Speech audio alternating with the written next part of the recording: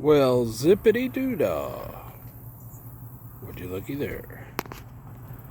Finally got it out in the sun, getting some rays. 1990 Ford 460 big block.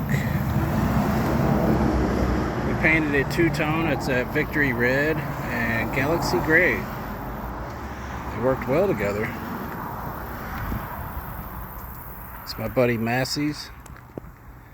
He's going to be putting a flatbed on the back. A do-easy bed. It's going to be his farm truck. Good looking farm truck. He's got all the grill and stuff. I got done what I needed to get done.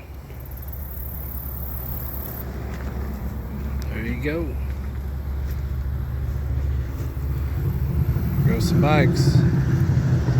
Cruising Route 66. You never know what you're going to see getting your kicks on Route 66. Come on back to the shack and check out what's happening next time.